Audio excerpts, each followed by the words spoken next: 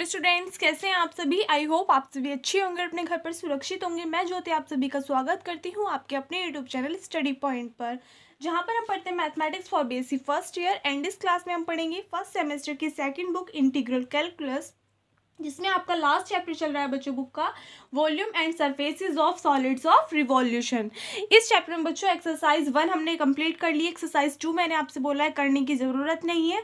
उसके बाद में एक्सरसाइज 3 के एग्जाम्पल मैंने आपको कराया था एंड क्वेश्चन एक आपको घर से करने के लिए दिया था। आई होप आपने वो क्वेश्चन कंप्लीट कर लिया होगा, ठीक है।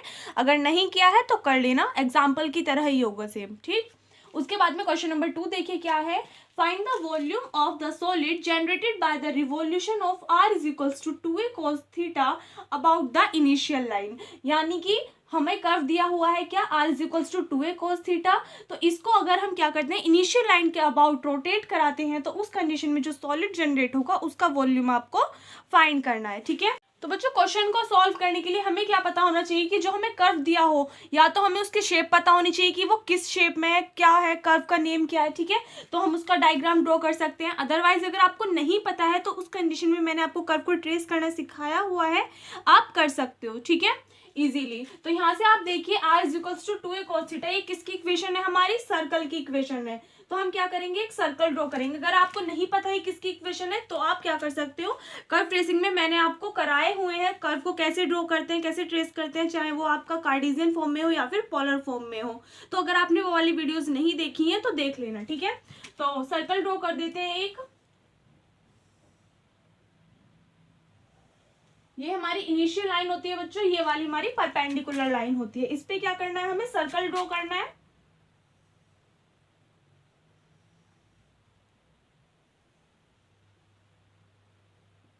ये हो गया हमारा सर्कल। तो इन्होंने क्या कहा, अगर हम इसको इनिशियल लाइन कौन सी है, हमारी जीरो लाइन, यानी कि ये वाली, इसके अबाउट रोटेट कराते तो उस कंडीशन में जो सॉलिड जनरेट होगा उसका वॉल्यूम फाइंड करना है।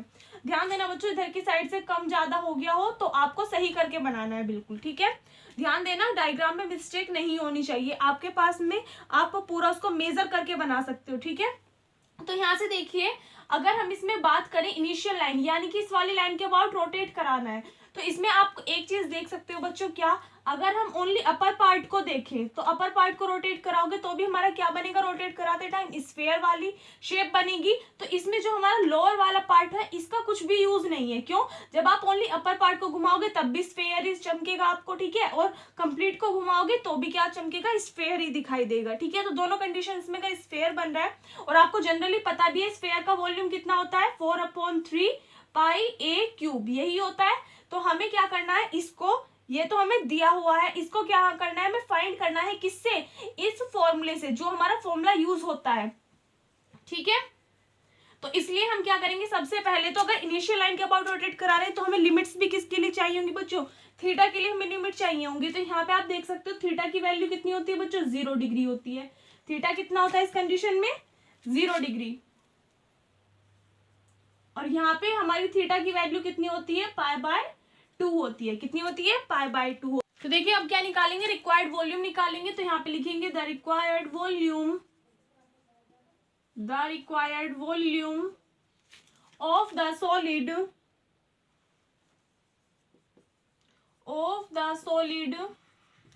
generated by the revolution is, कैसे निकालते हैं, इंटीग्रेशन लिमिट कहां से कहां तक लेते हैं बच्चों, θ1 से θ2 तक। तो यहाँ से देखिए θ1 कितना है, 0 डिग्री, और θ2 की वैल्यू कितनी है, π/2 है। जब हम एक्स एक्सिस के अबाउट रोटेट कराने हैं तो यहाँ से देखिए हम इस वाले एरिया का निकालेंगे तो कितना हो जाएगा हमारा बच्चों, यहाँ से फॉर्मूला कितना होता है, 2/3 पाई, कॉन्स्टेंट हमें बाहर लिख लेते हैं, r क्यूब, r कितना है, 2a cos थीटा, इसका क्यूब करोगे कितना हो जाएगा, 8a cube cos cube theta, और इंटू में कितना होता है, sign theta into D theta. ये हमारा फॉर्मूले से है, ठीक है। 8a क्यूब कॉन्स्टेंट हमें इसको बाहर लिख लेते हैं तो कितना हो जाएगा, 8 2 16/3 pi a cube, integration limit 0 to π/2 sine theta into cos cube theta into D theta. अब यहाँ से आप देख सकते हो बच्चों, क्या इसमें हमारा फॉर्मूला लग जाएगा बीटा एंड गामा फंक्शंस का। इससे पहले मैं आपको ये क्वेश्चन करा चुकी इससे पहले वीडियोस में, उसमें भी ये वाला फॉर्मूला लगा था। फॉर्मूला क्या है एक बार नोट कर लीजिए। इंटीग्रेशन लिमिट 0 to π/2 साइन की power p theta into cos की power q theta is equals to gamma p plus 1/2 into gamma q plus 1/2, और अपॉन में कितना होता है बच्चों 2 into gamma p plus q plus 2/2। ये आपका फॉर्मूला होता है, तो इसका यूज करेंगे यहाँ पे। तो यहाँ से देखिए आपका क्या हो जाएगा 16/3 पाई ए क्यूब। फॉर्मूला अप्लाई करो गामा p प्लस 1। यहाँ पे देखिए p की वैल्यू कितनी है 1, 1 प्लस 1 2 एंड 2/2 कितना हो जाएगा 1। गामा 3 प्लस 1 कितना होता है हो जाएगा बच्चों 4 एंड 4/2 कितना हो जाएगा 2/2 into gamma p plus q plus 2। तो यहाँ पे देखिए टर्म कितनी हो जाएगी 3 एंड 1 4, 4 और 2 6, 6/2 यानी कि 3। तो कितना हो जाएगा गामा 3 हो जाएगा। यहाँ से इसको सॉल्व करोगे तो कितना आ जाएगा, इधर की साइड देख लेना 16/3 पाई a cube gamma 1 into gamma 2। इसको आप क्या लिख सकते हो 3 को लिख सकते हो आप 2 प्लस 1। अब ये किसकी फॉर्म में बन गया गामा n प्लस 1 की फॉर्म में। इसको आप क्या लिख सकते हो n इंटू गामा n। तो यहाँ से आप इसको लिख सकते हो 2, तो आपका बाहर है कॉमन, इसको आप लिख सकते हो 2 इंटू गामा 2। गामा 2 से गामा 2 कैंसिल आउट, 2 2 जा 4, 4 4 जा 16। तो आपका क्या आ गया बच्चों आंसर कितना आ गया 4/3 पाई ए क्यूब। यही क्या आ गया आपका आंसर आ गया। और यहाँ पे गामा 1 की वैल्यू कितनी होती है बच्चों 1 ही होती है, ठीक है। तो यहाँ पे आप 1 लिख सकते हो इनटू में। तो आंसर कितना आ गया 4/3 पाई ए क्यूब आ गया। तो इसके साथ में आपका ये वाला क्वेश्चन कंप्लीट होता है, नोट करिए इसको। क्वेश्चन नंबर 3 देखिए बच्चों क्या है, find the volume of the solid generated by revolving one loop of the lemniscate r² is equals to a² into cos 2 theta about the line theta is equals to π/2। यानी कि लेमनिज skate हमें दे रखा है, इसकी एक loop को अगर हम रिवॉल्व कराते हैं किसके about theta is equals to π/2 line के अबाउट, तो उस कंडीशन में जो सॉलिड जनरेट होगा उसका वॉल्यूम आपको फाइंड करना है। अब सबसे पहले तो बच्चों हमें ये पता होना चाहिए कि लेमनिज स्केट का कर्व कैसे ट्रेस होता है। अगर नहीं पता है तो कर्व ट्रेसिंग में बच्चों ये वाला क्वेश्चन मैंने आपको कराया हुआ है, लेमनिज स्केट ऑफ बर्नौली के नाम से ये वाला क्वेश्चन कराया था एंड बताया भी था कि very very most important question है, ठीक है। और कर्व ट्रेसिंग बच्चों आपको फर्स्ट बुक का चैप्टर है, तो अगर आपने नहीं किया है तो कर लेना, बहुत ही ज्यादा इंपॉर्टेंट चैप्टर है। बिकॉज वॉल्यूम एंड सरफेस इस वाले चैप्टर में आपका बहुत ही ज्यादा यूज होने वाला है उस चैप्टर का, ठीक है। तो यहाँ से देखिए लेमनिज स्केट की हमने बना रखा है, तो मैं बार बार ट्रेस नहीं कराऊंगी कर्व को, आप अपने आप ट्रेस कर सकते हो। डायरेक्टली मैं आपको बता रही हूँ बना के। यहाँ पे ये वाली हमारी इनिशियल लाइन होती है बच्चों, ये वाली हमारी परपेंडिकुलर लाइन होती है, ठीक है। लेमनिज स्केट में आपकी 2 लूप्स होती हैं, एक तो हमारी होती है इधर की साइड को एंड सेम एक बनती है हमारी इधर की साइड।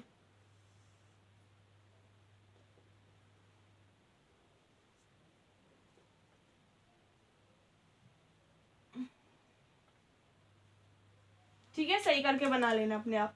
तो इस टाइप से आपकी लूप बनती है। तो इन्होंने क्या कहा है कि अगर हम क्या करें only revolving one loop of the lemniscate, one loop suppose that हमने ये वाली लूप ले ली, इसको अगर हम क्या कर जाते हैं रिवॉल्व कराते हैं अबाउट द π/2 लाइन। π/2 लाइन कौन सी होती है ये वाली लाइन, परपेंडिकुलर लाइन, इसके अबाउट अगर हम रोटेट कराते हैं यानी कि इस टाइप से रोटेट कराना है, तो उस कंडीशन में जो सॉलिड जनरेट होगा उसका वॉल्यूम बताना है आपको।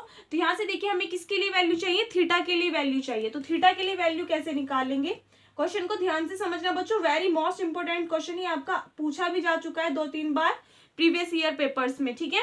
तो इसमें आपको θ/2 line, theta is equals to π/2 line के अराउंड अगर इसको रिवॉल्व कराते हैं, तो इस कंडीशन में देखिए यहाँ पे अगर आप देखो थीटा की वैल्यू कितनी है 0 डिग्री है। तो थीटा की जो हाईएस्ट वैल्यू किस पे π/2 लाइन के अराउंड अगर आप देखोगे तो कहाँ तक जा रही है, यहाँ पे इस वाले पॉइंट पे। तो इस वाले पॉइंट पे हमें थीटा की वैल्यू चाहिए। हमें पता है कि ये वाला जो कर्व है हमारा किससे टच होता है, theta is equals to π/4 line से यहाँ से।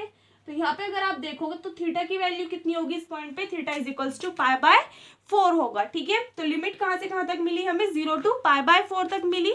तो रिक्वायर्ड वॉल्यूम फाइंड करेंगे, तो यहाँ पे लिखेंगे now the required volume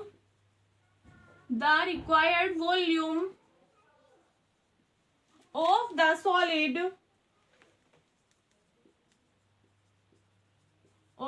solid generated by revolution of one loop of the लैनिस्केट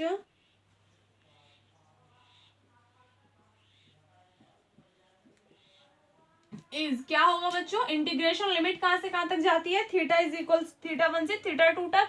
तो यहाँ से देखिए थीटा 1 की वैल्यू कितनी है 0 और थीटा 2 की वैल्यू कितनी है π/4। तो लिमिट कहां तक गई 0 to π/4।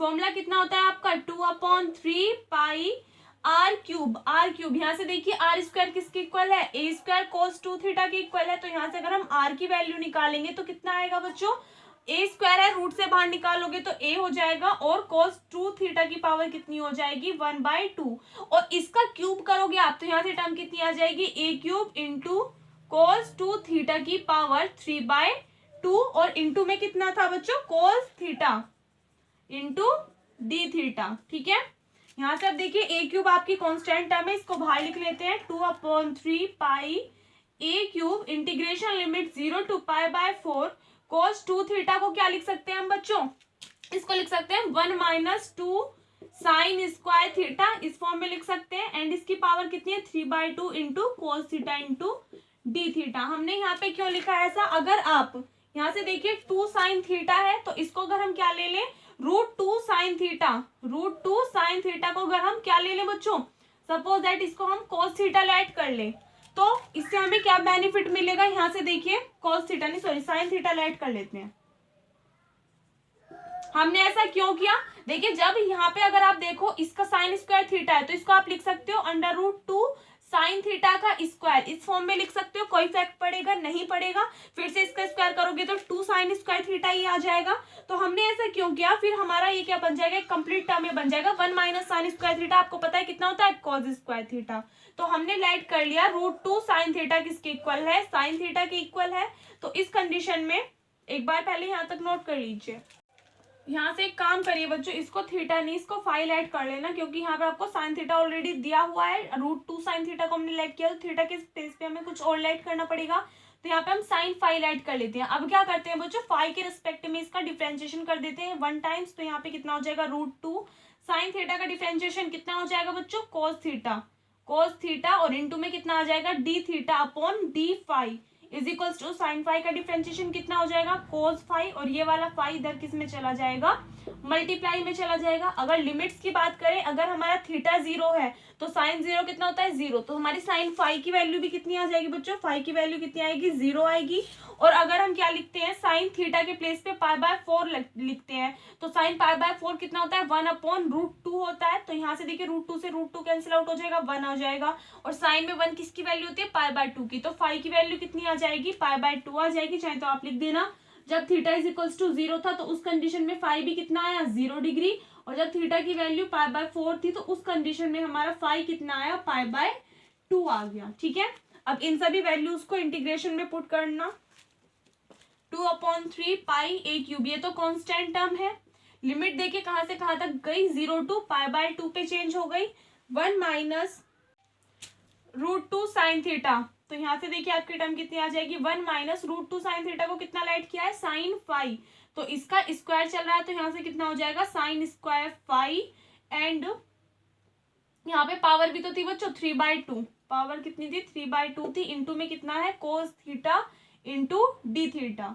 तो यहाँ से देखिए बच्चों cos theta into D theta हमारा किसके इक्वल आया, इस √2 को इधर लेके चले जाओ अपॉन में, तो कितना आ जाएगा cos five upon √2 into D five की इक्वल आ जाएगा। सभी वैल्यूज हमने पुट कर दिया। अब इसको सॉल्व करेंगे। यहाँ से देखिए √2 कांस्टेंट हम इसको बाहर लिख लेंगे 2/3 √2 pi a cube integration limit 0 to π/2 1 - sine square theta कितना होता है cos स्क्वायर थीटा, फाइव है तो कितना आ जाएगा cos स्क्वायर फाइव और पावर कितनी चल रही है 3/2, 2 से 2 कैंसिल आउट हो जाएगा तो कितना बचेगा cos फाइव की पावर 3 यानी कि cos क्यूब फाइव हो जाएगी टर्म बच्चों, cos क्यूब फाइव और इंटू में कितना है cos फाइव है, इसकी मल्टीप्लाई करोगे तो पावर टोटल कितनी हो जाएगी cos की power 4 five into D five 2/3 √2 pi ए की क्यूब। यहाँ से देखिए cos की पावर कैसी है बच्चों इवन है, लिमिट कितनी जा रही है 0 to π/2, तो यहाँ पे क्या अप्लाई करेंगे वॉलीज फॉर्मूला, तो लिखेंगे बाय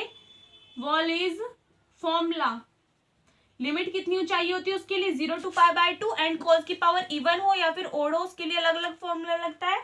तो अगर पावर कैसी है बच्चों, इवन है, तो उस कंडीशन में फॉर्मूला क्या लगता है बच्चों, 1 3 5 और कहां तक जाती है टर्म्स, ऐसे ऐसे चल के n-1 टर्म्स तक। तो n-1 4 में से माइनस करोगे 1 कितना आ जाएगा 3, तो टर्म कहां तक चलेंगी 1 into 3 तक चलेगी और अपॉन में कहां तक चलती है n तक, यानी कि इवन नंबर चलते हैं 2 4 6 और कहां तक n टर्म्स तक। n टर्म कितनी है इसमें 4 है, तो कहां तक चलेगा 2 into 4 तक चलेगा और मल्टीप्लाई होती है किसकी, π/2 की। अब यहाँ से देखिए 3 से आपका 3 कैंसिल आउट हो जाएगा, 2 से बच्चों 2 कैंसिल आउट हो जाएगा, तो आपकी टर्म्स क्या बच जाएंगे, ओनली पाई की मल्टीप्लाई पाई में करोगे कितना हो जाएगा π² a की पावर 3 अपॉन 4 2 8√2। ये क्या आ जाएगा इसमें बच्चों, आपका आंसर आ जाएगा। ठीक है, नोट करिए इसको।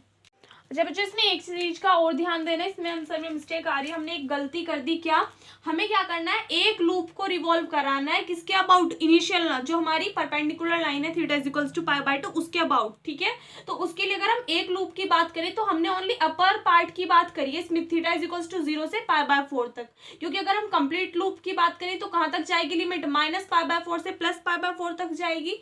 तो यहाँ से देखिए अगर हम कंप्लीट लूप की बात करें तो अगर हमने थीटा इज इक्वल्स टू 0 से π/4 ली है तो कंप्लीट इंटीग्रल को आपको दोबारा से करने की जरूरत नहीं है, क्या कर देना, कंप्लीट में 2 से मल्टीप्लाई कर देना।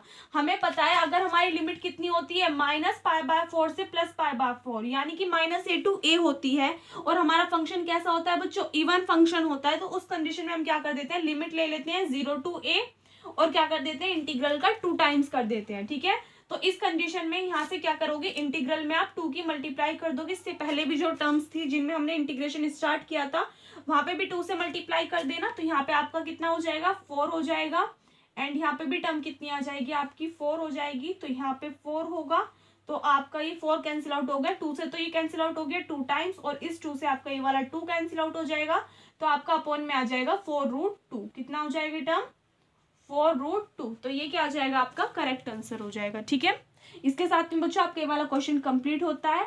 यही क्वेश्चन है बच्चों जो मैं आपको करा रही हूँ, ज़्यादा इंपॉर्टेंट नहीं है। जो इसकी फर्स्ट एक्सरसाइज थी वो बहुत ही ज़्यादा इंपॉर्टेंट थी, उसके बाद में जो भी एक्सरसाइज हैं आपकी, काफ़ी सारे एक्सरसाइज इस वाले चैप्टर में, आई थिंक 6-7 एक्सरसाइज हैं टोटल, तो सभी क्वेश्चन ना करते, जो ज़्यादा इंपॉर्टेंट क्वेश्चन है वही मैं आपको यहाँ पे कराऊंगी, बाकी जितने भी क्वेश्चन है प्रैक्टिस के लिए आप उनको कर सकते हो। ठीक है, इस एक्सरसाइज में भी आपके ऐसे 4-5 क्वेश्चन है, जिनमें से 3 क्वेश्चन मैंने आपको करा दिए, बचे हुए 2 क्वेश्चन है उनकी प्रैक्टिस आप अपने आप कर सकते हो। ठीक है, नोट करिए। उसके बाद में सेकंड एक्सरसाइज जो है इससे, यानी कि नेक्स्ट एक्सरसाइज है एक्सरसाइज नंबर 4, उससे पहले कुछ फॉर्मूले वगैरह है वो लिखवाती हूँ, एक बार इसको नोट करिए।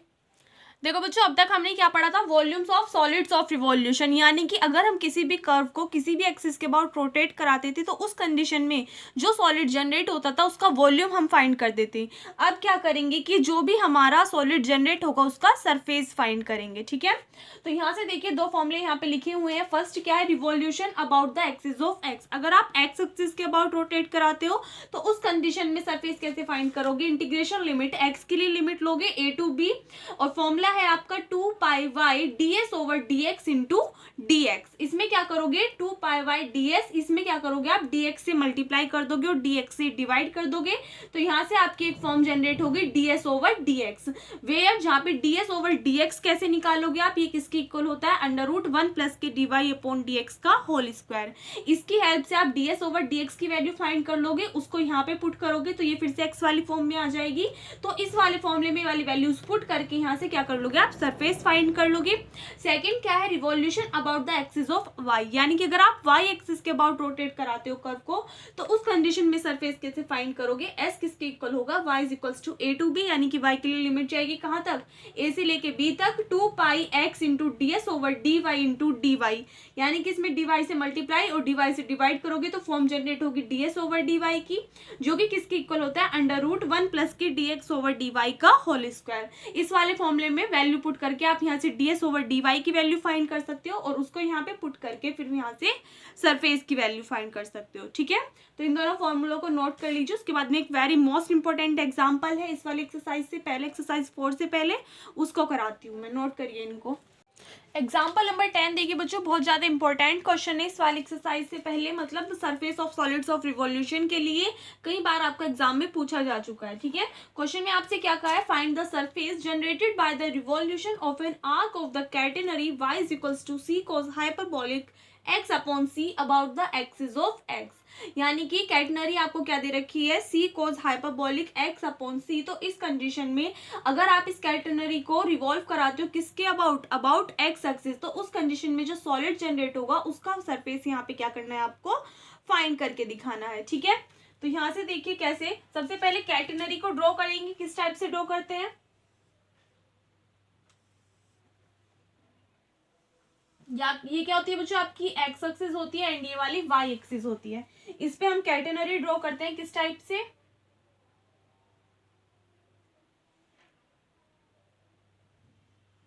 इस टाइप से आपकी कैटेनरी ड्रॉ होती है। यहाँ से यहाँ तक की जो डिस्टेंस होती है वो क्या होती है, वो जो सी होती है। ठीक है, यहाँ पे अगर हम कोई भी पॉइंट माने, जनरल पॉइंट पी जिसके कोऑर्डिनेट कितने हैं, एक्स कोमा वाई है, तो इसका मतलब क्या है कि एक्स एक्सिस पे कितना है, एक्स डिस्टेंस पे है, और वाई एक्सिस से कितने डिस्टेंस पे है बच्चों, वाई डिस्टेंस पे है। ठीक है, तो इस कंडीशन में अगर इस कैटेनरी को रिवॉल्व कराते हैं किसके about, x axis, x axis कौन सी है हमारी, ये वाली, इसके अबाउट अगर रोटेट कराते हैं तो जो सॉलिड जनरेट होगा उसका सरफेस हमें फाइंड करना है। ठीक है, तो यहाँ से देखिए अगर आप इसको रोटेट कराते हो तो यहाँ से अगर आप यहाँ से देखो एक्स की वैल्यू कहाँ से कहाँ तक जाएगी बच्चों, इस वाले पॉइंट से यहाँ तक जाएगी।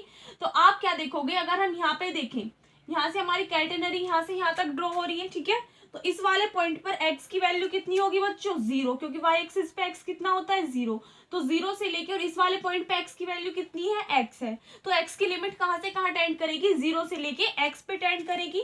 तो सबसे पहले हमें क्या करना होगा, सरफेस के लिए हमें फॉर्मूला पता है, उसमें क्या चाहिए होता है, अगर हम x एक्सिस के अबाउट रोटेट कराते हैं तो हमें ds ओवर dx की वैल्यू चाहिए होती है। तो ds ओवर dx हमें फाइंड करना होता है किससे, हमारे पास फॉर्मूला होता है 1 प्लस के dy ओवर dx का होल स्क्वायर, तो उसके लिए हमें dy ओवर dx की वैल्यू चाहिए। तो सबसे पहले कैटेनरी की इक्वेशन आपको दी हुई है क्या बच्चों, गिवन दैट, दिया हुआ है आपको y is equals to C cos hyperbolic x upon c। यहाँ से क्या करेंगे, इसका डिफरेंशिएशन कर देंगे किसके रेस्पेक्ट में, x के रेस्पेक्ट में। On differentiation equation first with respect to x के रेस्पेक्ट में डिफरेंशिएशन करेंगे तो देखिए यहाँ से टर्म कितनी आ जाएगी, dy over dx is equals to C cos hyperbolic x upon C. Cos का डिफरेंशिएशन कितना होता है बच्चों, साइन होता है, तो यहाँ पे आपकी टर्म कितनी आ जाएगी, sine hyperbolic x upon c. And hyperbolic में है तो माइनस साइन इसमें नहीं आता फॉर्मूले में। ठीक है, और x का कोफिशिएंट क्या है, 1 अपॉन सी, तो 1 अपॉन सी किस में आ जाएगा, मल्टीप्लाई में आ जाएगा, और c से आपका c कैंसिल आउट हो जाएगा। तो यहाँ से dy ओवर dx कितना आ जाएगा, sine hyperbolic x upon c आ जाएगा। तो इसलिए ds ओवर dx की वैल्यू हमें फाइंड करनी है बच्चों। ds ओवर dx कितना होता है, अंडर रूट 1 प्लस के dy ओवर dx का होल स्क्वायर। तो यहाँ से वैल्यू पुट करना कितना आ जाएगा, अंडर रूट 1 प्लस के sine hyperbolic square x upon c and 1 plus sine hyperbolic square x upon c. 1 plus sine hyperbolic square theta किसके इक्वल होता है बच्चों, कॉस हाइपरबोलिक स्क्वायर थीटा के इक्वल होता है। तो यहाँ से हमारी ये वाली वैल्यू किसके इक्वल आ जाएगी, कोस हाइपरबोलिक x अपॉन सी, क्योंकि स्क्वायर आएगा और स्क्वायर से आपका रूट कैंसिल आउट हो जाएगा, तो टर्म कितनी आ जाएगी, कोस हाइपरबोलिक x अपॉन सी। तो ds over dx implies that ds over dx किसके इक्वल आ गया, कोस हाइपरबोलिक x अपॉन सी के इक्वल आ गया। अब यहाँ से हमें ये वैल्यू मिल चुकी है तो डायरेक्ट क्या कर देंगे, अपना सरफेस फाइंड करेंगे। एक बार यहाँ तक नोट करिए, यहाँ से ऊपर देखिए बच्चों लिखेंगे, so the required surface S किसके इक्वल होता है बच्चों, फॉर्मूला होता है आपका इंटीग्रेशन, लिमिट किसके लिए होती है, एक्स के। अगर हम एक्स एक्सिस के अबाउट रोटेट कराते हैं तो एक्स के लिए लिमिट चाहिएगी, और एक्स हमारा कहाँ से कहाँ पे टेंड कर रहा है, 0 से लेके एक्स पे टेंड कर रहा है। फॉर्मूला क्या होता है आपका, 2 पाई, तो 2 पाई कॉन्स्टेंट है, इसको बाहर लिख लेते हैं, इनटू में कितना होता है वाई, वाई किसके इक्वल है हमारा, सी कोस हाइपरबोलिक x अपॉन सी, और इनटू में कितना होता है ds ओवर dx, जिसकी वैल्यू हमने फाइंड की कितनी है, कोस हाइपरबोलिक x अपॉन सी है, और इनटू में कितना होता है dx होता है। ठीक है, यहाँ से इन दोनों की मल्टीप्लाई कर लोगे आप, कितना हो जाएगा, cos hyperbolic square x upon C. तो s किसके इक्वल आ जाएगा, 2 pi integration limit 0 to x C constant term है, इसको बाहर लिख लेते हैं, कितना हो जाएगा cos hyperbolic square x upon C into D X. इसका आपको डिफरेंशिएशन करना है किसके रेस्पेक्ट में, x के रेस्पेक्ट में। तो डायरेक्टली डिफरेंशिएशन आप नहीं कर सकते इंटीग्रेशन, तो क्या करेंगे, आपने फॉर्मूला पढ़ा होगा कॉस हाइपरबोलिक 2 थीटा का, किसके इक्वल होता है बच्चों, ये हमारा 2 कॉस हाइपरबोलिक स्क्वायर थीटा -1 के इक्वल होता है। यहाँ से हमें किसकी वैल्यू चाहिए, कॉस हाइपरबोलिक स्क्वायर थीटा की, तो ये वाला -1 इधर आगे प्लस हो जाएगा, तो टर्म हो जाएगी 1 प्लस के cos hyperbolic 2 theta and upon में कितना आ जाएगा, ये वाला 2 जो मल्टीप्लाई में है डिवाइड में आ जाएगा। ठीक है, तो यहाँ से थीटा किसके इक्वल है, हमारा x अपॉन सी के इक्वल है, तो ये वाली वैल्यूज इसमें पुट करोगे तो s किसके इक्वल आ जाएगा 2 pi C integration limit 0 to x 1 plus 1/2 constant term, इसको बाहर लिख लेते हैं, 2 से 2 कैंसिल आउट हो जाएगा, कॉस हाइपरबोलिक 2 थीटा की जगह कितना रखेंगे x अपॉन सी, तो यहाँ से वैल्यू आ जाएगी 2x अपॉन सी और इनटू में कितना है dx है। एक बार यहाँ तक नोट करिए। यहाँ से देखिए बच्चों इसका इंटीग्रेशन कर देंगे, पाई इंटू सी कांस्टेंट टर्म है, 1 का इंटीग्रेशन करोगे x के रिस्पेक्ट में कितना आ जाएगा x plus cos hyperbolic theta का इंटीग्रेशन करोगे कितना आ जाएगा साइन हाइपरबोलिक थीटा, थीटा के प्लेस पे कितना है 2x अपॉन सी, और जो x का कोफिशिएंट होता है वो किस में आता है, अपॉन में आता है, तो 2 अपॉन सी यहाँ पे डिवाइड में आ जाएगा कितना 2 अपॉन सी। लिमिट कितनी चल रही है 0 to x, pi into c constant term है, x प्लस ये c/2 ऊपर चला जाएगा और इनटू में कितना है साइन हाइपरबोलिक 2x अपॉन सी। लिमिट कितनी पुट करोगे 0 टू x पुट करोगे, तो यहाँ से देखिए अगर हम लिमिट पुट कर देते हैं कितना हो जाएगा पाई इंटू सी, x के प्लेस पे x पुट करोगे तो सेम यही वाली टर्म रहेंगी c/2 sine hyperbolic 2x upon सी, और अगर आप 0 पुट करोगे तो सभी टर्म्स क्या हो जाएंगी यहाँ से 0 हो जाएंगी। ठीक है, यहाँ पे आप फॉर्मूला ओपन कर सकते हो, साइन हाइपरबोलिक 2 थीटा किसके इक्वल होता है 2 sine hyperbolic theta into cos hyperbolic theta. ठीक है, तो यहाँ से ये वाला फॉर्मूला ओपन करेंगे, पाई into C X plus c/2 into इसका फॉर्मूला करो 2 into sine hyperbolic theta, theta की वैल्यू कितनी है बच्चों 2x अपॉन 2 तो बच्चों यहाँ पे थीटा के लिए x upon C into cos hyperbolic x upon C, 2 से 2 कैंसिल आउट हो जाएगा, तो आपका आंसर कितना आ जाएगा pi into C X plus C sine hyperbolic x upon C into cos hyperbolic x upon C, ये क्या हो जाएगा इसमें आपका आंसर हो जाएगा। ठीक है, इसी के साथ में बच्चों आपका ये वाला क्वेश्चन कंप्लीट होता है। बाकी इससे जो नेक्स्ट एक्सरसाइज है एक्सरसाइज नंबर 4 वो हम नेक्स्ट लेक्चर से स्टार्ट करेंगे। इस वीडियो में बस इतना ही। अगर आपको वीडियो अच्छी लगी हो तो वीडियो को लाइक कर देना, अपने फ्रेंड्स के साथ में शेयर कर देना। अगर आप चैनल पर नहीं हो या फिर अभी तक आपने चैनल को सब्सक्राइब नहीं किया तो प्लीज़ चैनल को सब्सक्राइब कर देना। मिलते हैं नेक्स्ट वीडियो में, तब तक के लिए घर पर रहिए, सुरक्षित रहिए, धन्यवाद।